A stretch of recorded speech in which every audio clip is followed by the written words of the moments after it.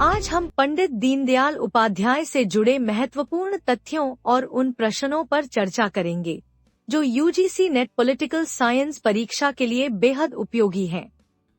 तो चलिए हम अपनी वीडियो की शुरुआत करते हैं। प्रश्न 1, पंडित दीनदयाल उपाध्याय का जन्म कब हुआ था? इसके ऑप्शन इस प्रकार हैं: 25 सितंबर 1916, 5 अक्टूबर 1920, 12 जनवरी 1912, 14 नवंबर 1918। तो इस प्रश्न का सही उत्तर है 25 सितंबर 1916। प्रश्न 2, पंडित दीनदयाल उपाध्याय द्वारा प्रतिपादित प्रमुख विचारधारा क्या थी? इसके ऑप्शन इस प्रकार हैं: मार्क्सवाद, पूंजीवाद, एकात्म मानववाद, समाजवाद। तो इस प्रश्न का सही उत्तर है एकात्म मानववाद। प्रश्न 3, एकात्म मानववाद किस वर्ष प्रस्तुत किया गया था? इसके ऑप्शन इस प्रकार हैं: 1947, 1951, 1965, 1964। तो इस प्रश्न का सही उत्तर है 1965। प्रश्न 4, पंडित दीनदयाल उपाध्याय किस संगठन से जुड़े थे? इसके ऑप्शन इस प्रकार हैं: भारतीय जनसंघ, कांग्रेस, भारतीय कम्युनिस्ट पार्टी, समाजवादी पार्टी। तो इस प्रश्न का सही उत्तर है भारतीय जनसंघ। प्रश्न 5, एकात्म मानववाद का मुख्य उद्देश्य क्या था? इसके ऑप्शन इस प्रकार हैं: व्यक्तिगत स्वतंत्रता, सर्वसमावेशी विकास, धर्मनिरपेक्षता, अंतर्राष्ट्रीय सहयोग। तो इस प्रश्न का सही उत्तर है सर्वसमावेशी विकास। प्रश्न 6, पंडित दीनदयाल उपाध्याय ने किस समाचार पत्र की स्थापना की थी? इसके ऑप्शन इस प्रकार हैं: राष्ट्रीय प्रकाश, पांचजन्य, स्वदेश, ऑर्गेनाइजर। तो इस प्रश्न का सही उत्तर है पांचजन्य। प्रश्न 7, एकात्म मानववाद का मूल आधार क्या है? इसके ऑप्शन इस प्रकार हैं: भारतीय संस्कृति, पश्चिमी विचार, समाजवाद, पूंजीवाद। तो इस प्रश्न का सही उत्तर है भारतीय संस्कृति। प्रश्न 8, पंडित दीनदयाल उपाध्याय का मानना था कि आर्थिक विकास का लक्ष्य क्या होना चाहिए? इसके ऑप्शन इस प्रकार हैं: पूंजीवाद को बढ़ावा देना, समाजवाद को लागू करना, मानव केंद्रित विकास, औद्योगिकीकरण। तो इस प्रश्न का सही उत्तर है मानव केंद्रित विकास। प्रश्न 9, पंडित दीनदयाल उपाध्याय किस राजनीतिक दल के अध्यक्ष बने थे? इसके ऑप्शन इस प्रकार हैं: भारतीय जनता पार्टी, भारतीय जनसंघ, कांग्रेस, समाजवादी पार्टी। तो इस प्रश्न का सही उत्तर है भारतीय जनसंघ। प्रश्न 10, पंडित दीनदयाल उपाध्याय की रहस्यमयी मृत्यु कब हुई थी? इसके ऑप्शन इस प्रकार हैं: 10 फरवरी 1968, 11 फरवरी 1968, 15 अगस्त 1970, 5 मार्च 1969। तो इस प्रश्न का सही उत्तर है 11 फरवरी 1968।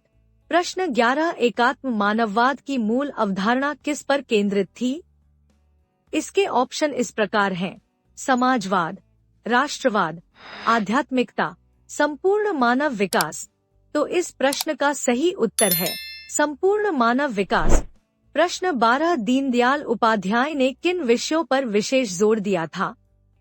इसके ऑप्शन इस प्रकार हैं: राजनीति और अर्थव्यवस्था, धर्म और समाज, समाजवाद और साम्यवाद, विज्ञान और प्रौद्योगिकी।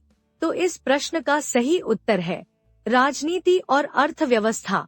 प्रश्न 13, पंडित दीनदयाल उपाध्याय का सबसे प्रसिद्ध नारा कौन सा है? इसके ऑप्शन इस प्रकार हैं: अंत्योदय, समाजवाद जिंदाबाद, जय जवान जय किसान, सत्यमेव जयते। तो इस प्रश्न का सही उत्तर है अंत्योदय। प्रश्न 14, एकात्म मानववाद के अनुसार समाज की इकाई कौन है? इसके ऑप्शन इस प्रकार हैं: व्यक्ति, सरकार, उद्योग, वर्ग संघर्ष। तो इस प्रश्न का सही उत्तर है व्यक्ति। प्रश्न 15, पंडित दीनदयाल उपाध्याय किस राज्य से संबंधित थे? इसके ऑप्शन इस प्रकार हैं: राजस्थान, उत्तर प्रदेश, बिहार, मध्य प्रदेश। तो इस प्रश्न का सही उत्तर है उत्तर प्रदेश। प्रश्न 16, दीनदयाल उपाध्याय ने अपनी शिक्षा कहाँ पूरी की? इसके ऑप्शन इस प्रकार हैं: इलाहाबाद विश्वविद्यालय, बनारस हिंदू विश्वविद्यालय, दिल्ली विश्वविद्यालय, पुणे विश्वविद्यालय। तो इस प्रश्न का सही उत्तर है बनारस हिंदू विश्वविद्यालय। प्रश्न 17 पंडित दीनदयाल उपाध्याय ने भारतीय जनसंघ का नेतृत्व कब संभाला? इसके ऑप्शन इस प्रकार हैं: 1952, 1957, 1967, 1968। तो इस प्रश्न का सही उत्तर है 1967। प्रश्न 18 एकात्म मानववाद किस राजनीतिक प्रणाली के विरोध में था?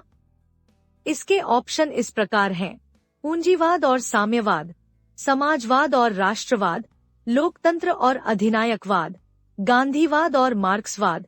तो इस प्रश्न का सही उत्तर है पूंजीवाद और साम्यवाद। प्रश्न 19 दीनदयाल उपाध्याय का मानना था कि भारत की आत्मा कहाँ बसती है? इसके ऑप्शन इस प्रकार हैं: गांवों में, शहरों में, संसद में, उद्योगों में। तो इस प्रश्न का सही उत्तर है गांवों में।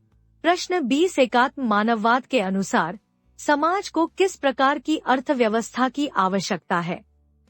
इसके ऑप्शन इस प्रकार हैं: समाजवादी, पूंजीवादी, विकेंद्रीकृत, केंद्रीकृत। तो इस प्रश्न का सही उत्तर है विकेंद्रीकृत। आज के इस वीडियो में हमने पंडित दीनदयाल उपाध्याय से जुड़े 20 महत्वपूर्ण MCQs पर चर्चा की। ये प्रश्न यूजीसी नेट, PhD और असिस्टेंट प्रोफेसर परीक्षा के लिए बेहद महत्वपूर्ण हैं।